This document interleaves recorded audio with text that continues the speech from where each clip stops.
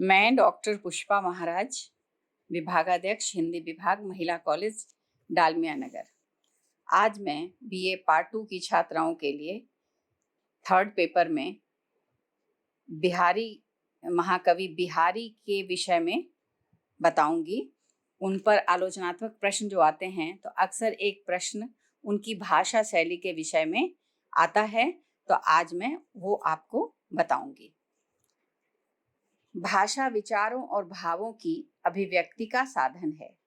कवि भाषा के माध्यम से ही अपनी अनुभूतियों को व्यक्त करता है, लेकिन भाषा जो है वो हमेशा एक सी नहीं रहती है। विशेषकर जो काव्य की भाषा होती है वो निरंतर बदलती रहती है, और भाषा की जो ये गत्यात्मकता है, जो परिवर्तन है की स्थिति है, वो वास्तव में उसके विकास क्रम की परिचायक होती है।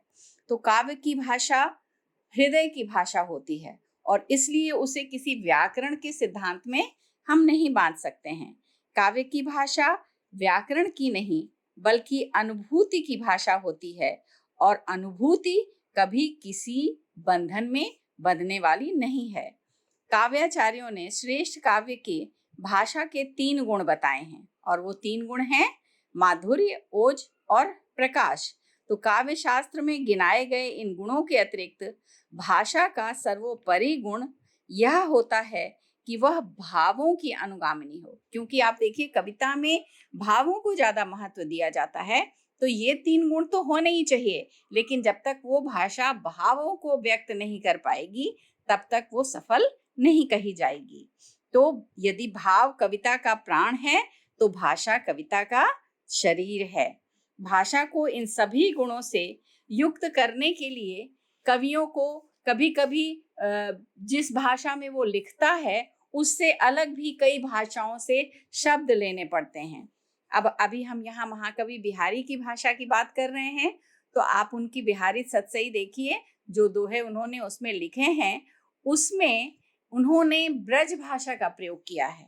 लेकिन उस ब्रज भाषा में ऐसा नहीं कि वो एक बंधी बंधाई लीक के अनुसार या एकदम से उस बंधन में इतना बंध गए हैं कि ब्रज भाषा के अतिरिक्त अन्य किसी भाषा का प्रयोग उन्होंने नहीं किया।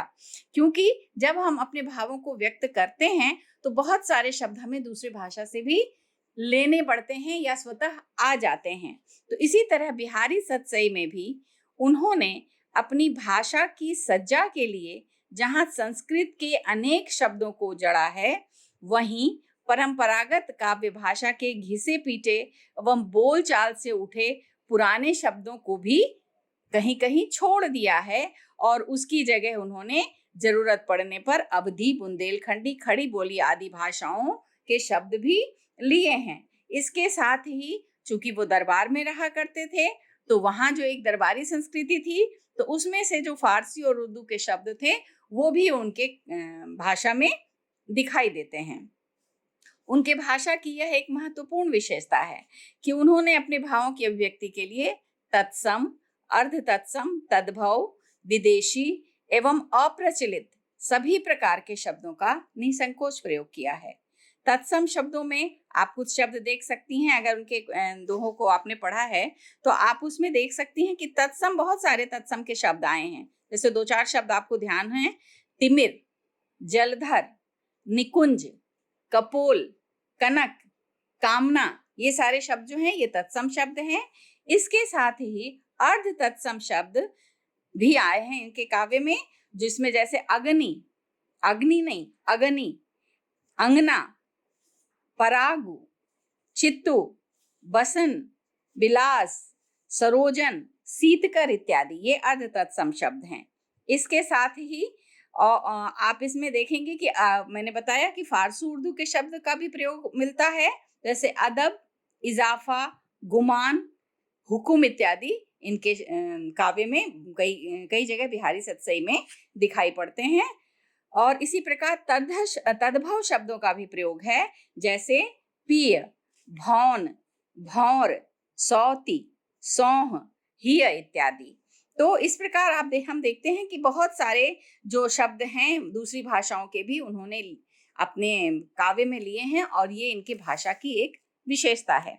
दूसरी विशेषता यह है कि उनकी भाषा माधुर्य गुण संपन्न भाषा है, क्योंकि बिहारी सतजई जो है वो श्रृंगारिक काव्य है और श्रृंगारिक काव्य में कोमल कांत पदावली का ही प्रयोग किया जाता है। कोमलताओं की अभिव्यक्ति के लिए, कोमल भावों की अभिव्यक्ति के लिए टवर्ग एवं कर्णकटु शब्दों का प्रयोग निषिद्ध है और बिहारी की समूची सतसई में 2-4 स्थलों पर को छोड़कर कोमल और सरस शब्दों का ही प्रयोग मिलता है। जैसे अब एक उदाहरण देखिए आप, अरुण वसन तरुणी चरण अंगुरी अति सुकुमार चुबति सुरंग रंग सी चपी बिछियन के भार। इस दोहे की जो भाषा है उसमें जो शब्दों का चयन किया गया है वो अत्यंत ही कोमल और संगीतमय है, क्योंकि वो कोमलता का वर्णन है, नायिका के कोमल पैर का वर्णन किया जा रहा है, तो यहाँ पे वैसे ही शब्दों का भी प्रयोग किया गया है। इनकी भाषा के माधुर्य की प्रशंसा करते हुए एक आलोचक ने लिखा है कि बिहारी सतसई की भाषा सर्वश्रेष्ठ परम रसीली है, और ये उनके पूरे सतसई में, उनके पूरे काव्य में ये चीज दिखाई देती है। इनके काव्य की एक अन्य महत्वपूर्ण विशेषता उनकी चित्रोपमता है। चित्रोपमता का मतलब किसी भी भाव, किसी भी विषय का, जिस विषय का वो वर्णन कर रहे हैं उसका एक चित्र खींच देना।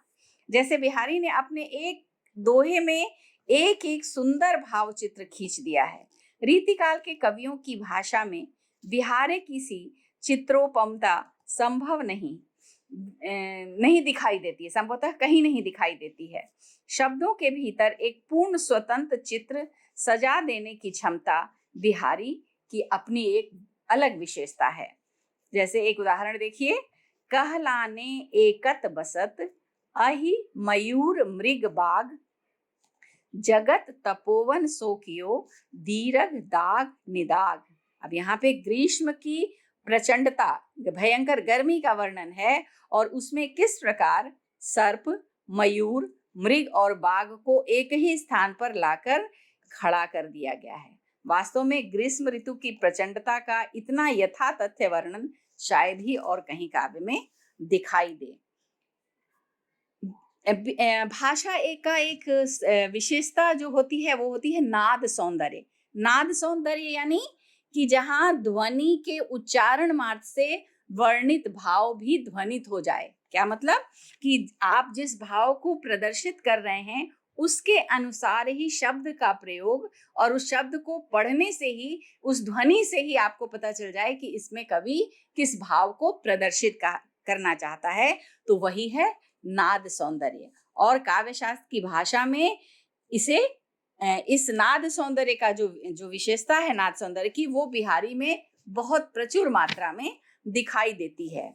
जैसे एक उदाहरण देखिए जिसमें कवि बसंत की सुखद वायु का वर्णन करता है और कहता है, रनित भृंग घंटावली झरत दान मधुनीर मंद मंद आवतु चल्यो कुंजर कुंज समीर।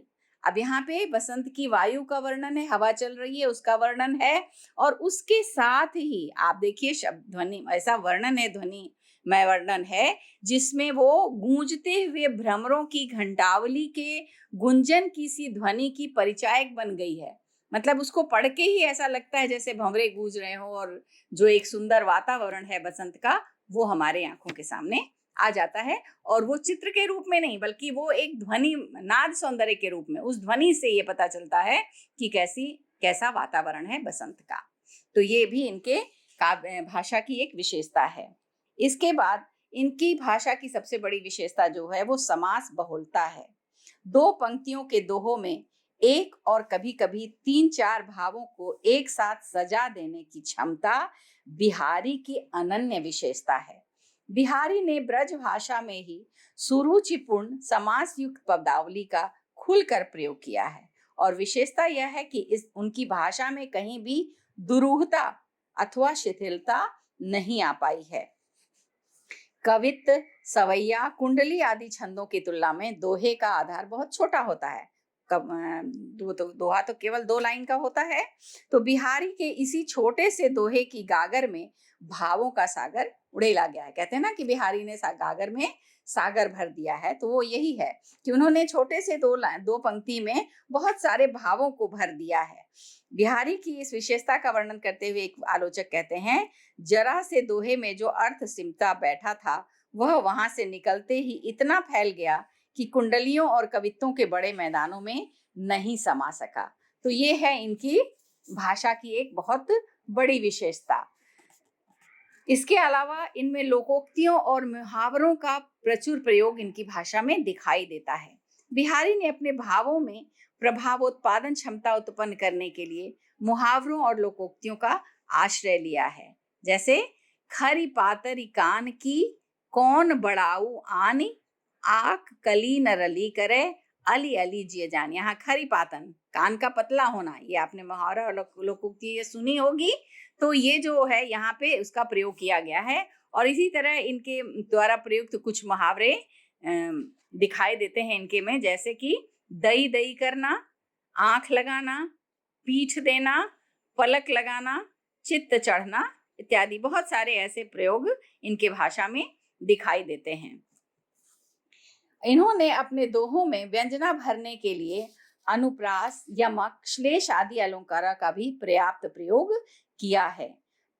बिहारी की भाषा में प्रयुक्त अलंकारों के पीछे दो उद्देश्य दिखाई देते हैं। एक तो चमत्कार कौशल उत्पन्न करना और दूसरा रस को बढ़ाने के लिए, रस के उत्कर्ष के लिए उन्होंने अलंकार का प्रयोग किया है।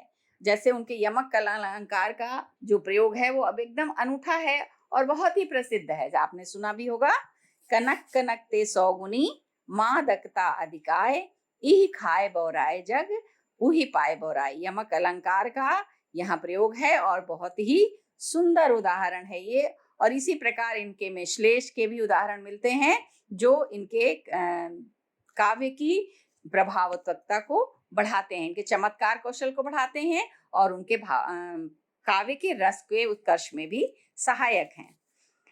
तो ये हो गए इनके भाषा की विशेषता। अब आइए शैली की बात कर लेते हैं।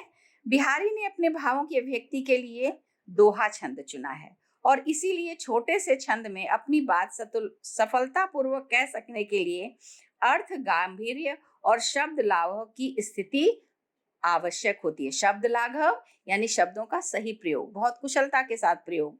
अर्थ गांभीर्य, अर्थों में गंभीरता, ये चीजें जब तक नहीं होंगी तब तक दोहे में हम भाव को स्पष्ट नहीं किया जा सकता।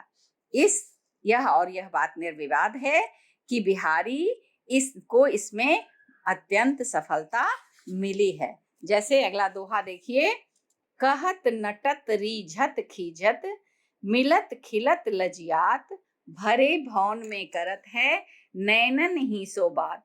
अब इसमें इस दोहे में गागर में सागर भरने की जो बात कही जाती है वो स्पष्ट रूप से दिखाई देती है और यह समास शैली के द्वारा ही संभव हुआ है।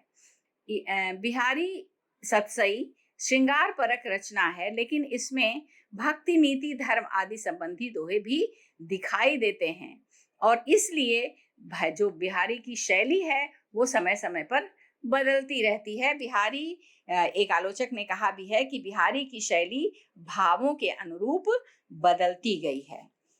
व्यंजना प्रधान अलंकृत शैली बिहारी की प्रतिनिधि शैली कही जाती है।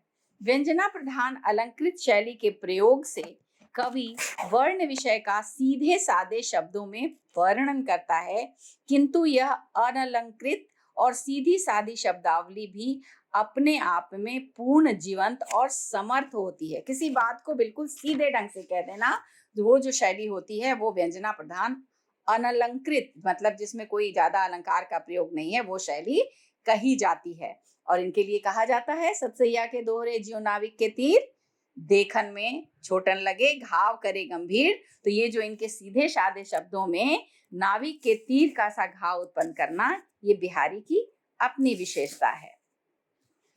जैसे कि एक उदाहरण देखिए, बतरस लालच लाल की, मुरली धरी लुकाए, सौह करे भौहनी हंसे, दैन कहे नटी जाए।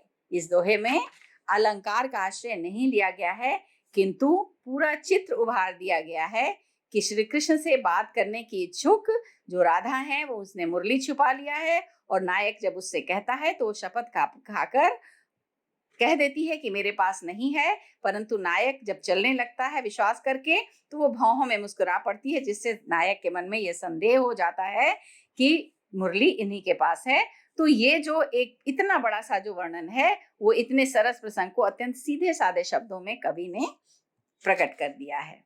विरह और सौंदर्य के वर्णन में कल्पना प्रधान ऊहात्मक शैली एक तरह से वो शैली है जिसमें हम चमत्कार भी होता है और अतिशयोक्तिपूर्ण वर्णन भी बहुत ज्यादा दिखाई देते हैं।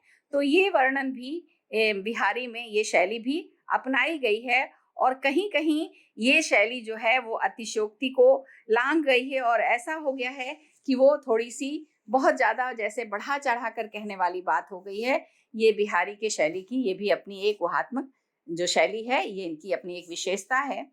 जैसे इस समय आप कहते हैं एक उदाहरण देख लीजिए, पत्रा ही तिथि पाइये वा घर के चहुपास, नित प्रति पुनो ही रहे आनन ओप उजास। यानी कि इस जो पत्रा के माध्यम से नायिका के घर के आसपास तिथि का पता चलता है, क्योंकि उसका सुंदर मुखड़ा जो है वो चांद की तरह है, तो उसके घर के आसपास हमेशा पूर्णिमा बना रहता है। तो अब ये संभव तो है नहीं, तो ऐसे जो दोहे हैं वो ऊहा की स्थिति स्पष्ट करते हैं और उसी शैली को यहाँ प्रकट करते हैं। सच यह है कि सौंदर्य विरह आदि भावों के प्रभावाभिव्यंजन में ऐसे बहुत सारे वर्णन कर गए हैं बिहारी जी, जिसमें कि भाव धीरे से खिसक गए हैं और वहां से चमत्कार रह गया है। बिहारी ने रहीम और वृंद की भांति ही सुक्तियां भी कही हैं और इन सुक्तियों में बिहारी ने एक सफल सुक्तिकार की वक्र कथन शैली का ही आश्रय लिया है।